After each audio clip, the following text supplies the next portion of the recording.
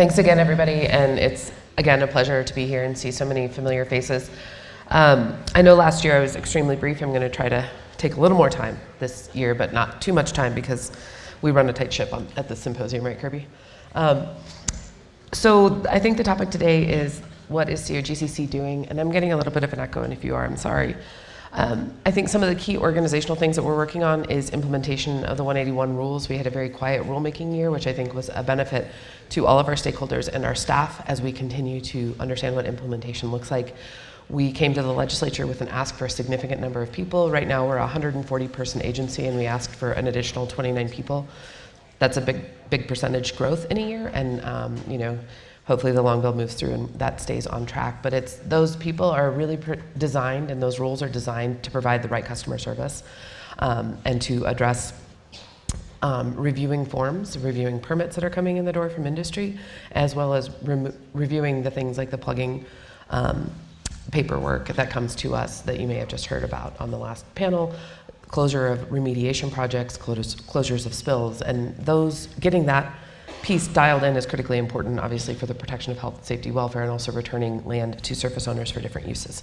So I'm really excited about those people. I think it'll make our organization better and help us continue to provide the right level of customer service as we continue to implement the Senate Bill 19-181 rules. Another key undertaking over the last year, and as we are moving into this spring, is implementation of our financial assurance rules. For those of you that recall, last year we finalized a financial assurance rulemaking. I know we've had some conversation about it as it relates to the federal assets and what that means at the federal level, given that it appears BLM will also be moving on financial assurance. So we are in the stages of doing a final review on plans that have been submitted to us. I think the best news out of this is that we have plans for 80% of Colorado's wells at this point. And we've started approving plans to, again, transition from former state to future state. We do have financial assurance hearings coming up before the commissioners, which will be a good opportunity to understand how those rules are going to work as well. We have also issued a few denials of financial assurance plans for being insufficient under the rules. And so we're taking a hard look and making sure we implement these rules as designed. So financial assurance is a huge topic, and implementation of 181 rules and organizational health. Hiring and training are going to continue to be a huge piece of our workload, and that requires us to be in that state of attrition and working through what change management is and having the right rules and standard operating procedures in place. We spent a lot of time this year building out standardization of processes as we've grown so dramatically in the last decade or so. On the policy side, there are a number of important initiatives coming forward. One that we've kind of heard some talk about over the last couple of days is the governor's letter on NOx and what those emissions reductions mean and how we are going to achieve them. I would say that we're exceedingly excited to partner with CDPHE and the Air Pollution Control Division on those targets and working to achieve that important air quality improvement goal. And also working with our partners in industry, in local government, and in the environmental community.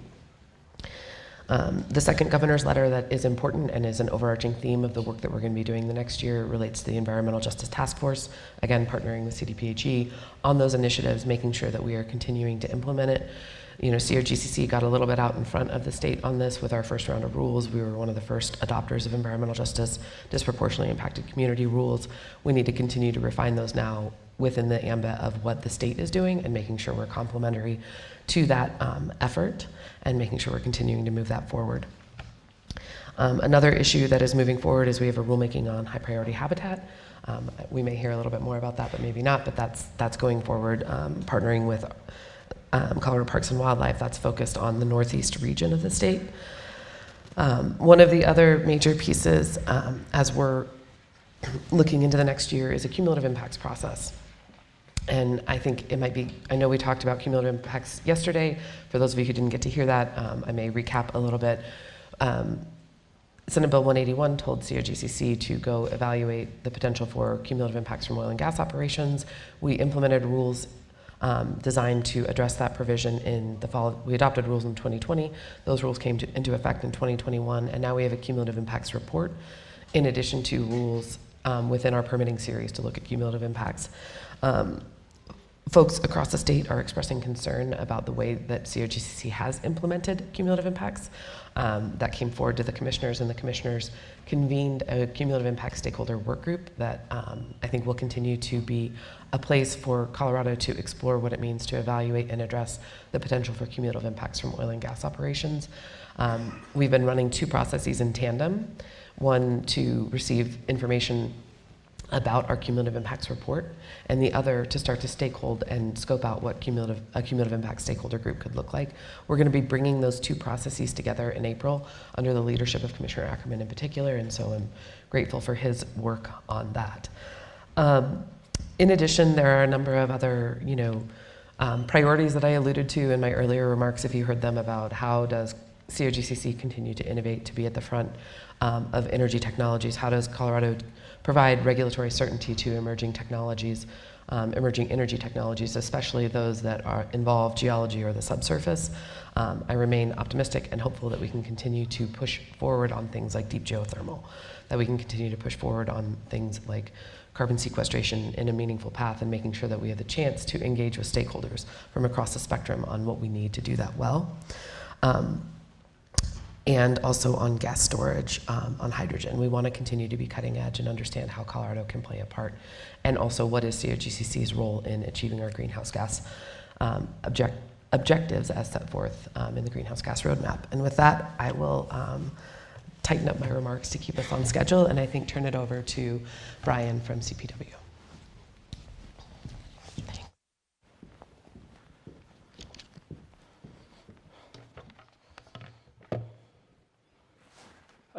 Good morning, everybody. Almost afternoon, I guess. My name is Brian Magee. I'm the Southwest Energy Liaison for Colorado Parks and Wildlife. I've been in this position working on land use and energy development with COGCC and local governments for about 14 years now with the agency. I have 3 counterparts spread out across the state, and then we have another team of about 6 land use positions that also work on this land use and energy stuff. We currently have 3 of those filled, and three more are on the works. We should have those staffed up in the southeast and northeast regions here in the next couple months, and then in the southwest, we're still working on our announcement for our final position there.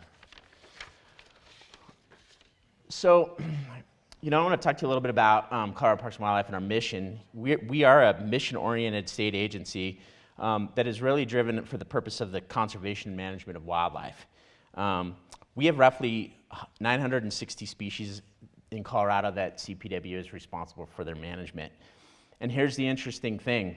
We don't really have all that much habitat that we actually have surface control over.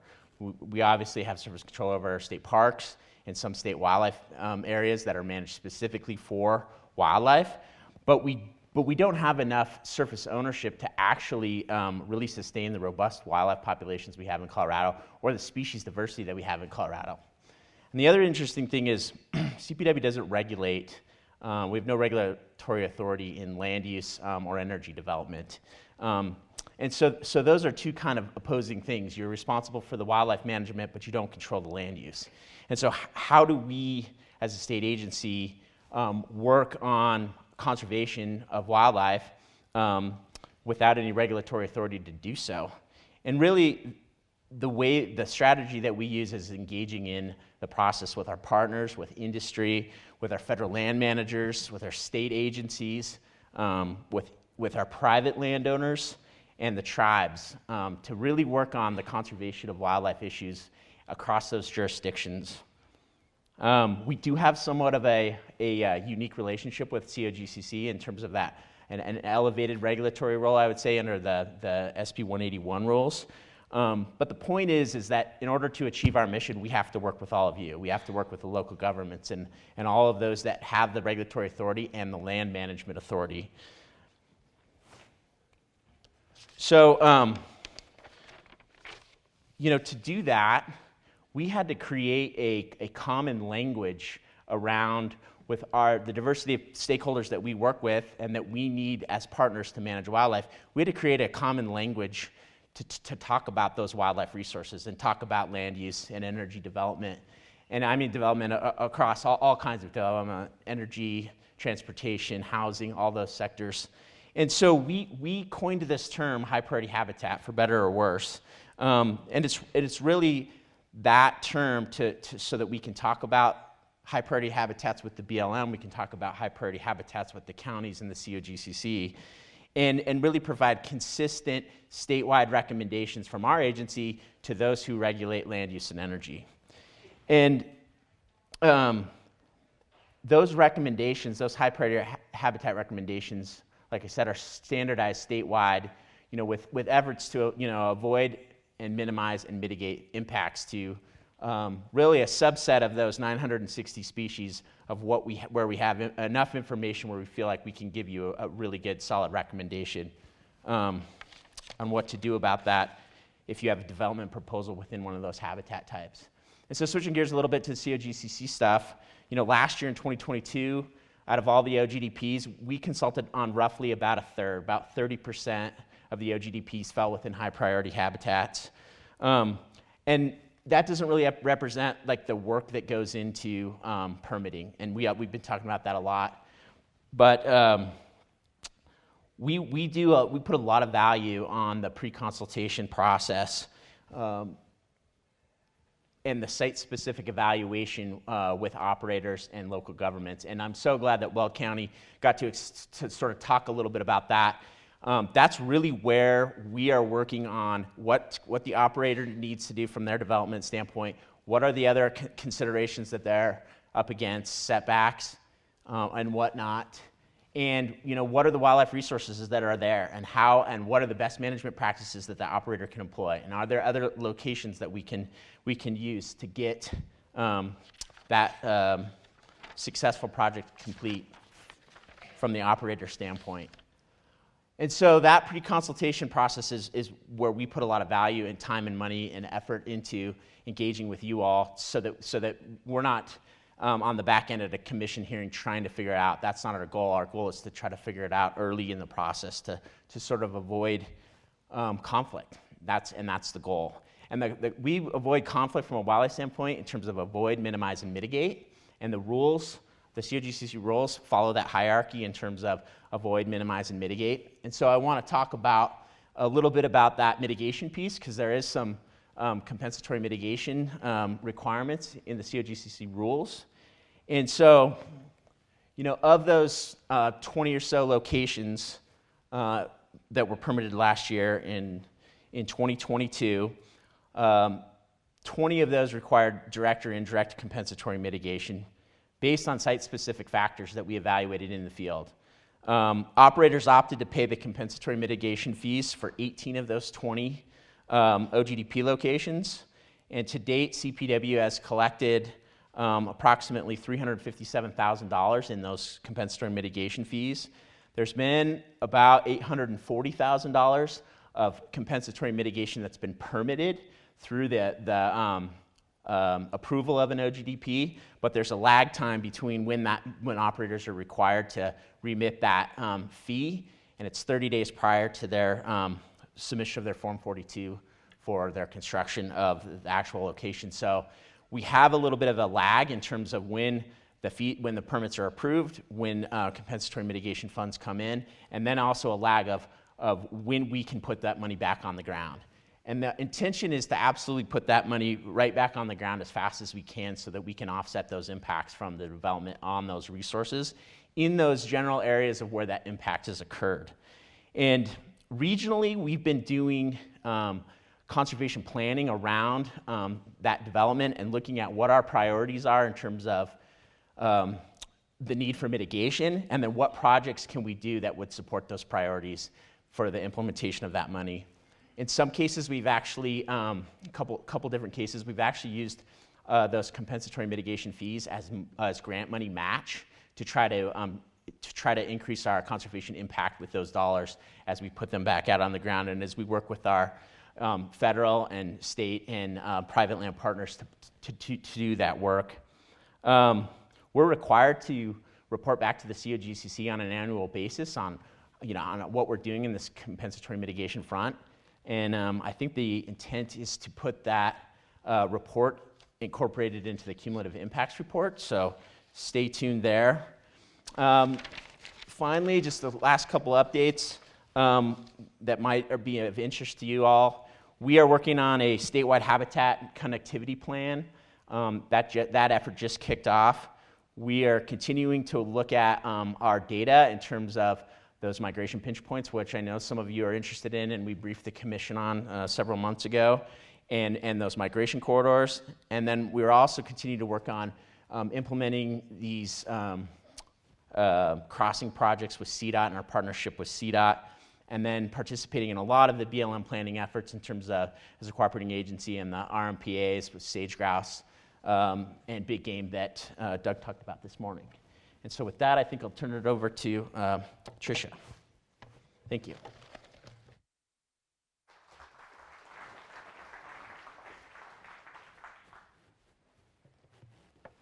Thank you, Brian, and nice to see everyone again today. Again, my name is Trisha Oeth. I'm our Director of Environmental Health and Protection at the Colorado Department of Public Health and Environment.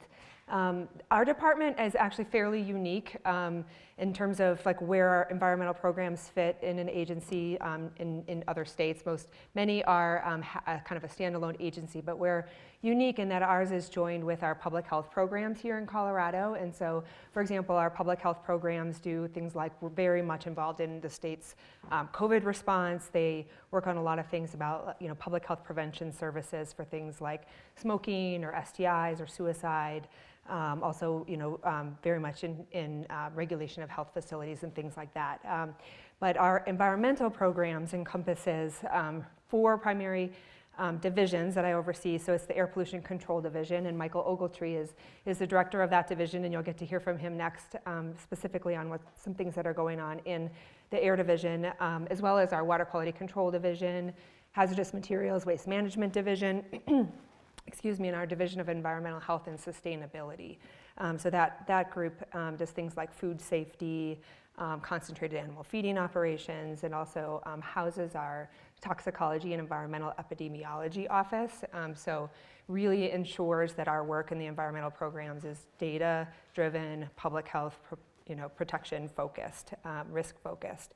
And then also our environmental justice program is within our environmental programs. I want to acknowledge a number of my team members who are here today in case you haven't met them before. So Natalie Eddy is my Deputy Director for Policy and Environmental Programs. Kate Feary, who is our Air Quality, Oil and Gas Liaison. Rick Coffin, our Energy Liaison there in the back. Jeremy Newstifter, I think, is here, Director of Air Quality Policy. And I already mentioned Michael Ogeltree, who you'll get to hear from in a couple of minutes. The mission of CDPHE is advancing Colorado's health and protecting the places where we live, learn, work, and play. I wanted to touch on kind of 2 primary buckets of things, talk to you a little bit about kind of high-level funding, things that are happening, impacting our environmental programs, and then a couple of high-level policy initiatives that are not necessarily air quality specific, because I'll let Michael get into those. So in terms of funding, I will just mention last legislative session there was a decision item that passed for the Air Pollution Control Division conveying 106 new FTE in the Air Pollution Control Division over the course of 2 years, as well as an additional 42 specific to air toxics and another 20 from the Environmental Justice Act. This session, there is a budgetary request to increase FTE for our Water Quality Control Division. The Water Quality Control Division has a fairly significant permitting backlog, and so this initiative is to help us meet our federal permitting goals in terms of permitting as well as compliance assurance inspections on the drinking water side. A companion piece of that is a water quality fee bill. So currently fees for water quality are set in statute, and so this bill would be to move those fees from statute and give the Water Quality Control Commission authority to establish fees following a lengthy stakeholder process in that regard. And so that's being considered this session. And then one other thing I guess I would love to share is that's part of the budget package this year is additional funding for our Low-Income Radon Mitigation Assistance Program, or LIRMA. So radon is the leading cause of lung cancer deaths among non-smokers, and it's really easily mitigated if you have a radon mitigation system in your home. And so we're looking for an additional $2 million to fund this program. So it's for low-income households to be eligible to test for radon in their homes and then get mitigation test kits, which we're very excited about. I would be remiss if I didn't also talk about all of the funding efforts happening at the federal level. So certainly there's a lot of funding opportunities through both the IIJA and the IRA. This is going to help us with secure additional funding both for water and wastewater infrastructure, where we know we have a ton of need here in Colorado and throughout the nation. It's really a once-in-a-generation opportunity to invest in these systems. I think of, those are often one of the primary ways to ensure that we don't have disease-borne outbreaks in our water systems. We are also got an award of $86 million for emerging contaminants. So this will include PFAS and potentially other emerging contaminants work here in Colorado. Additional funding for lead service lines, which has been of a lot of interest there. There's also some additional funding for environmental justice. A lot of the funding there is kind of direct funding from the federal government to EJ communities, but there is a role for us and for those of you in local government particularly to play there in terms of helping make connections and opportunities. There's some technical assistance opportunities and things like that. But there are some things where we are able to submit applications, and so we're submitting an application this week. I guess that would be by tomorrow. It's a partnership between our Water Quality Control Division and Environmental Justice Program, who are partnering with rural communities for grant money to regionalize some small water systems in disproportionately impacted communities to combine resources. Maybe the physical plant itself, but more likely kind of administrative resources, engineering help, and things like that. And then also we're pursuing funding for additional air monitoring in disproportionately impacted communities. So a couple of policy initiatives that I wanted to highlight. There was a question yesterday about what else is the state doing to help mitigate greenhouse gas emissions outside of the oil and gas industry, and the answer is a lot. So there was reference in response to that question about how the state does have a statewide greenhouse gas roadmap. That was adopted in 2021, and we really have completed or have in progress nearly all of the near-term actions that are in that roadmap.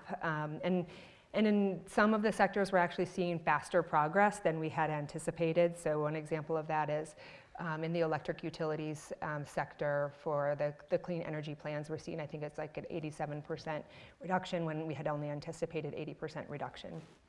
So that is really underway. We are now in the process of putting together a roadmap 2.0 and hope to have that out by the end of this year. But to talk specifically to some of the things happening to reduce greenhouse gas emissions from other sectors, in the transportation sector, for example, there's been a number of initiatives for electric vehicle increases. So that was the zero emission vehicle rule, and then also this year are the Colorado Clean Car Standards. Also looking at decreasing emissions from trucks through the Advanced Clean Trucks rule. CDOT passed a greenhouse gas pollution standard. There was $1 billion investment in electric vehicles. And then, of course, this year there is a big land use and housing policy package, and that's, will also reduce vehicle miles traveled. In the electric utility sector, we're really transitioning from coal to renewable energy, and so a number of our electric utilities have secured closure dates and agreed to those that are now memorialized in regulation. For building sector, we're moving forward with building performance standards to increase efficiency and electrification in our buildings. And then also in natural working lands, a lot of work happening with our partners over at the Department of Agriculture. Switching a little bit, so PFAS is another major area where CDPHE has been doing a lot of work, and so we did pass a PFAS action plan a number of years ago, really looking at a couple of different approaches there. One is, how do we cut off additional contributions of PFAS into the environment? And another is then how do we sample and then focus treatment on areas where there already is contamination? And then third, how do we cut off exposure through drinking water, which is a very primary pathway. So a number of things that we have been doing over the course of the past number of years is there is a PFAS grant program which provides sampling money to test both groundwater and surface waters for PFAS contamination. We have a take-back program, and so the idea here is to pay fire departments to sort of take their unused foam out of service and store it until there is a plan for disposal. Our Water Quality Control Division has passed a policy 20-1, and this is around our wastewater facilities needing to do some sampling, and then if there are high levels of PFAS, potentially discharge or effluent limits involved in their permits. And then, of course, there are a lot of things happening at the federal level with PFAS that we are, of course, monitoring, and one of those are the new proposed drinking water standards, or federal MCLs. And so we're watching that very closely, and would anticipate that at some point in the future there will be a requirement here for Colorado to adopt those standards and us to work together really closely on those kinds of things.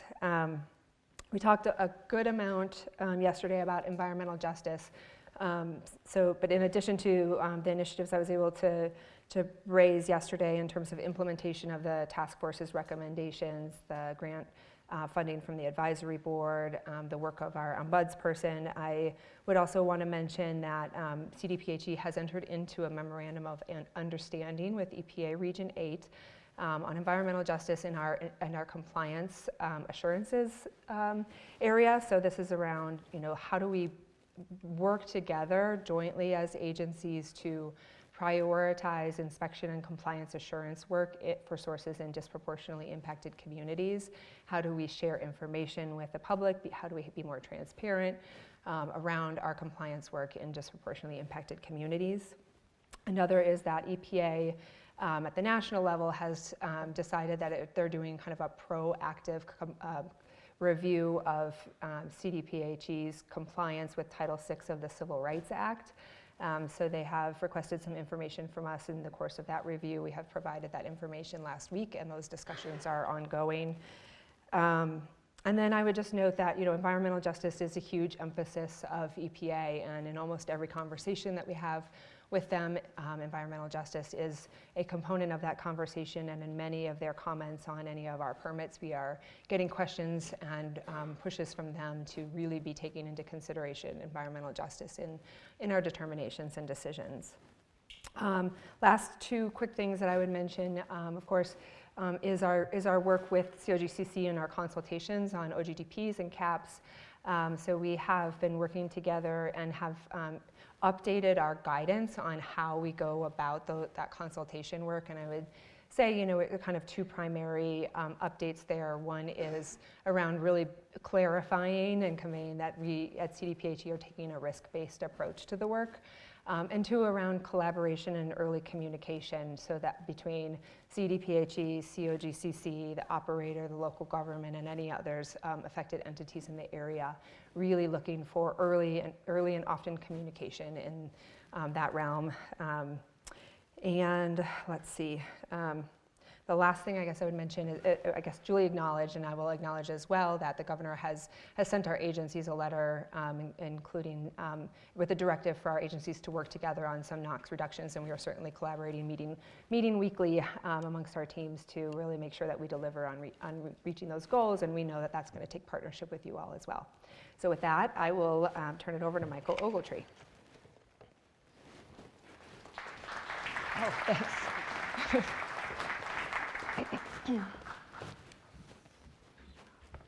All right. Just wanted to start by thanking Kirby for having us. I mean, this is my second year here, and it's been really great kind of meeting people, revisiting those friendships that were built or half broken last year. But I'm really excited to be here and just talk a little bit about air quality and some of the stuff we have going on right now. Just covering 3 topics. All right, or sorry, 4 topics. So kind of talking about ozone non-attainment and how we're kind of building up some resources to kind of address those. a little bit about the DI permitting rulemaking, and then a little bit about our general permit process, including some of the updates to the mine resource modeling guidelines. So, as Trisha mentioned, we did get 106 FTE in this last legislative session to address some of the issues with non-attainment. So that we'll see an increase of about 180% of Title V facilities here in Colorado. That's our current estimate. We're looking to refine that, but we won't actually know until we receive those applications, as some of those major sources may send miner out. But we're kind of really ramping up a lot of our hiring in that space, in particular around Title V, so that we can be able to get those permits out the door quickly. I can tell you, in the past 12 months, we've hired 126 FTE, which is a lot. We still have about 110 vacancies. So right now we're about 275 FTE, and we'll be growing to just under 400. A lot of those are, as I mentioned, to address some of these changes that are coming in. A lot of those would be Title V groups. We started with one earlier this year. We'll have 2 groups now, and we'll be adding 4 more here in the next year and a half or so. So really trying to address all of these new changes in rules and regs that you guys are all impacted by, and making sure that we continue to work through the process as quickly as we can, building up those resources to be able to do that. So next, this disproportionately impacted community permitting rulemaking. So that's going to go before the commission here in May, and we've been doing stakeholder outreach and working with the stakeholders and parties to that over the past few months. And so third week of May, we'll be presenting that to the commission, and a lot of what that looks like in terms of the proposal that we're putting forth. We're looking at additional permit modeling and monitoring for those sources in DI communities. For us, it's something, as Trisha mentioned, a focus of not only CDPHE, but also EPA, and making sure that we are addressing those impacts as much as we can.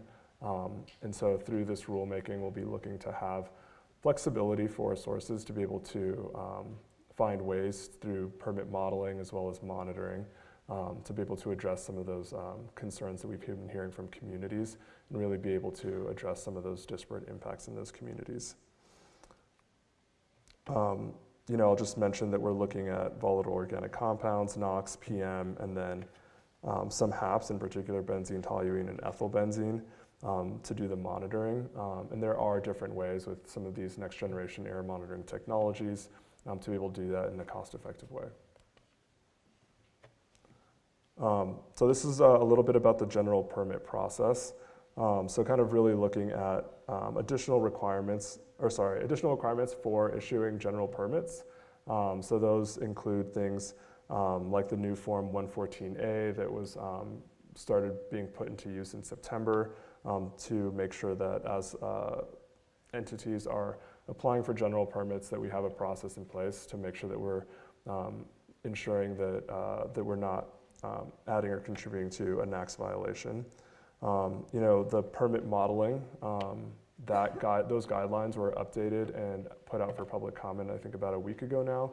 Those will be open for public comment for another 20 days, so 30 days total, and then we'll look to implement those. We'll address any significant concerns, but a lot of what's in there isn't new. As we went through the process over the past year or so, kind of with the subject matter expert panel, we used a lot of those recommendations, and that's a lot of what's in there, so there's not a whole lot there that's new. But there is a component where we are looking at a little bit tighter requirements for modeling for areas in DI communities.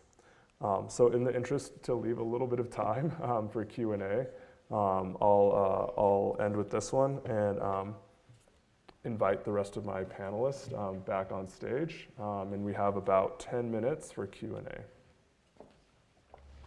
We know that, hiring has been a challenge, and you mentioned the FTEs that you've added over the last year. When's the expectation that you guys will be fully staffed?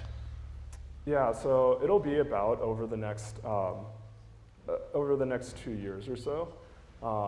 I think a lot of what we've been looking at is how we can bring people on while not taking people who are already working on things to do the training.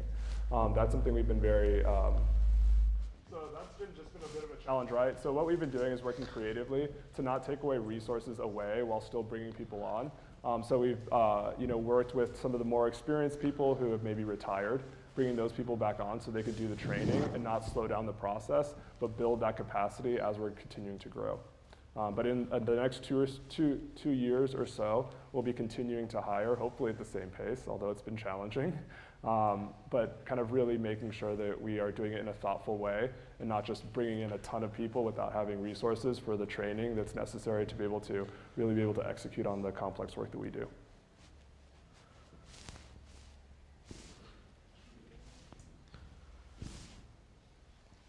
This is Tom Jankowski, Garfield County Commissioner. This is for Jake.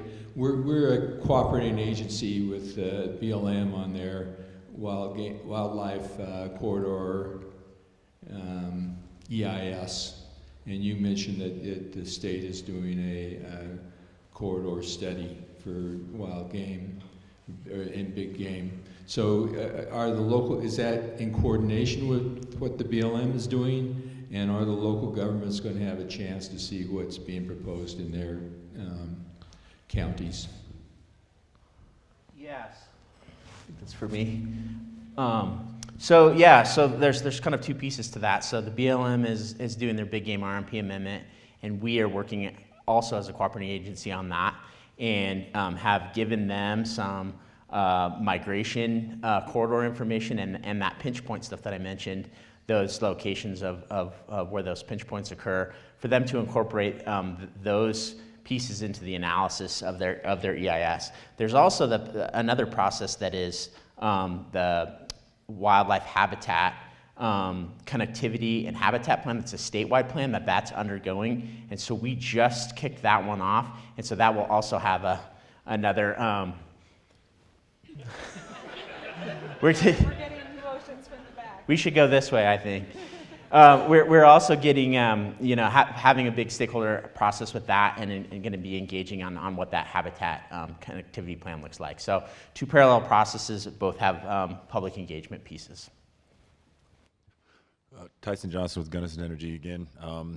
There have been a lot of efforts to try and create consistency, like through the definition of disproportionately impacted community, to working with the BLM on financial assurance. What other things are being done to ensure that there's consistency between not only the state agencies but also in working with the BLM to ensure that there's not conflict with all of these new rulemakings and what the BLM's doing to improve their processes as well?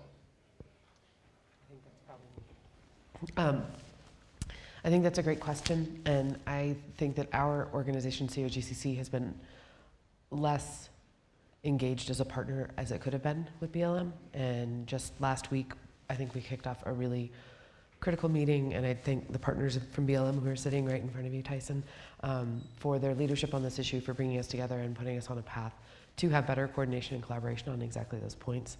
We were a little all hands on deck for the last 2 years, and now we have the space on implementation, to know what the ground rules are and to then work collaboratively on a number of those issues. So I think that we've really kicked that process off, and I look forward to how it can continue to manifest. And so thank you also to the two of you who've been so integral in that. So Carmia Woolley with the Bureau of Land Management. I have been really excited to have more close coordination and communication between the COGCC, the BLM, the Forest Service. It's been a rough few years as we all adapt to change. And the BLM was fairly stable for the last few years, but now we have a lot of things on our plate. We've talked about a lot of plans. Doug mentioned those this morning. And we definitely welcome all of you to review everything, submit your comments. If we have everybody at the table, I think that ensures that resiliency, which is one of my questions that I brought up yesterday. How can we make sure that things are resilient and withstand the test of time? And it's when everybody's at the table, when everybody's talking and raising all these issues. So please participate in that. Another thing that I want to bring up, Brian, you kind of mentioned just cooperating with people and having early engagement. And I know even with the counties, we try to have early engagement, and with the municipalities as well if they're involved. It's really critical, I find, to have those conversations early on, because so much planning goes into it. So much time is invested. And if everybody can be out at an on-site, or if the weather's not cooperative, sitting at a table, or even virtually, a blended meeting, that's where we can really talk about, hey, what locations are feasible? Let's not pursue this one. There's no way that we'll be able to get past these obligations, these requirements. And if there's any federal involvement, especially with federal fluid minerals, so whether that be fee-fed wells or split estate, make sure you're reaching out to us as well, because we have a process, we have obligations too. Anyway, it's just early and ongoing communication. Thank you all. Hello, thank you. One of my questions is, as we talk about Front Range versus the Piceance Basin, the one-size-fits-all rules. For Garfield County and Mesa County, all of western Garfield County is considered DIC. All of eastern Mesa County is considered DIC. Sometimes we're in areas where there's no homes within miles. Sometimes we're dealing with maybe a singular home, and it's somebody's second or third home that's like a hunting lodge that's maybe visited once a week a year, and it's considered DIC. How do we distinguish? Because there obviously, if you own a second or third home, you don't fit the DIC demographic. What rules or future waivers or any of that nature is being applied to, so that we're not applying DIC to large geographic areas, low populated areas, large census blocks that are considered DIC, and they're really missing the mark of DIC. I'll be very brief. COGCC's rules on DI communities is that we do have the large swaths of land, but how we evaluate whether the rules apply is whether they're in proximity to a residential building unit, a school, childcare facility, et cetera. So it's not as though we're treating excellent wildlife habitat as a DI community. It's only if it's also in proximity to people. And then there isn't an evaluation of like, what are the people, what does the community actually need? It's to me very community centric. What does the community need? And tailoring an engagement plan to that situation. So I think that the rules are built in a way that acknowledge a map that empower people to then properly engage with the community depending on what its specific needs are. And 40 seconds, Cook. Nope, that's good. So with that, lunch is ready, and thank you to our panel.